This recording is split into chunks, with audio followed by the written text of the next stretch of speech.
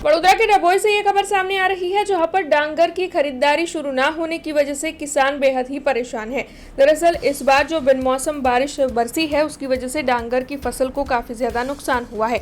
डभोई में सबसे ज्यादा डांगर की फसल उगाई जाती है। यहाँ पर हर साल 21,000 हेक्टेयर इलाके में डांगर की बुआई की जाती है। हालांकि इस बार जो बिनमौसम बारिश बरसी है, उसकी वजह से डांगर की फसल कई जगहों पर बर्बाद हो गई है। ऐसे में जो फसल बची है, उसमें भी सरकार की ओर से अभी तक खरीदारी शुरू नहीं की गई है, जिसकी वजह से किसान परेशान हो गए हैं। सरकार की ओर से डांगर का न्यूनतम दाम 7,136 रुपये तय किया गया है, लेकिन डभोई में खरीदारी केंद्र बंद है, जबकि किसानों की ओर से फसल का कटिंग कर दिया गया है। तब ये जो सारा माल है वो खेत में ही रखना पड़ रहा है। ऐसे में अब व्यापारी 5,000 रुपये ही किसानों को देने लगे हैं, जिससे कि किसानों को आर्थिक नुकसान हो रहा है। ऐसे में सरकार के पास ये सभी किसान आस लगा रहे हैं कि जल्द से जल्द सरकार की ओर से डांगर की खरीदारी शुरू की जाए। MSP પ્રમાણે સરકારે જાહેર કરેલ ભાવ ખેડૂત રાહ જોઈને બેઠા છે ખેતરમાં ડાંગર એકઠી કરીને કે હવે સરકાર ખરીદી કરે। સરકાર ખરીદી કરવા માટે ખેડૂતનો માલ ફરી પલળવાની રાહ જોઈ રહી છે એવું લાગી રહ્યું છે ખેડૂતોને। જો ખેડૂત હવે ડાંગર ભેગી કરીને બેઠા છે, એની ખરીદી કરે સરકાર તો વહેલામાં વહેલી તકે ખેડૂત આગળ રવિ સિઝન માટે તૈયાર થાય એવું છે। ખેડૂત પાસે હવે પૈસા છે નહીં રવિ સિઝન માટે। MSP થી ડાંગરની ખરીદી ક્યારે?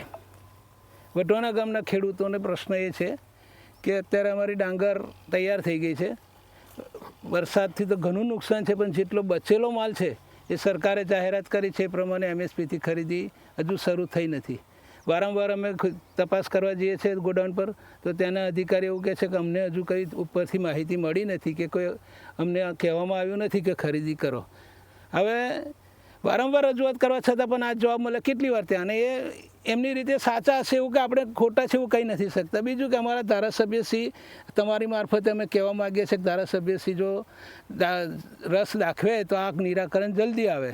બીજું કે અત્યારે અમારા APMCના બી નવા ઉમેદવારો ચૂંટાયા છે, એમને પણ રાખવું જોઈએ કે ખેડૂત પ્રતિનિધિઓ છે, અમારા જ ભાઈઓ ત્યાં ગયા છે, તો એમને પણ હવે એમને કાળજી રાખવી જોઈએ કે અમારે ખેડૂતો માટે શું કરવું। હવે અત્યારે નવું સિઝન રવિ સિઝન લેવાની છે, આ માલ જ્યાં સુધી વેચાય નહીં, ખેતરમાં પડેલો છે, ખેતર ખાલી નહીં થાય તો પછી કરીશું શું? અને રવિ સિઝનનો ટાઈમ થઈ ગયો છે, 15 નવેમ્બરથી 15 ડિસેમ્બર સુધીમાં નવો પાક થઈ જવો જોઈએ, તો જ ઉતારો મળે। સમયસર વાવણી ન થાય તો એ બહુ મોટું નુકસાન, એક તો થયું છે, હવે બીજું મોટું નુકસાન થાય। તો હવે એના માટે સત્વરે સરકારે અને કૃષિમંત્રીએ ભૂપેન્દ્રભાઈ પટેલ મુખ્યમંત્રીએ પણ આ રજૂઆતો સાંભળી અને તાત્કાલિક ધોરણે એને કરાવવું જોઈએ કે ભાઈ ખેતી વડોદરા જિલ્લાની ચાલુ કરો।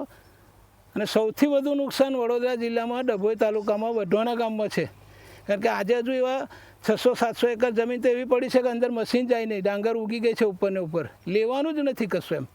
हमसे जुड़े रहने के लिए हमारे YouTube चैनल को सब्सक्राइब करें और नई वीडियो की नोटिफिकेशन के लिए बेल आइकॉन को दबाएं।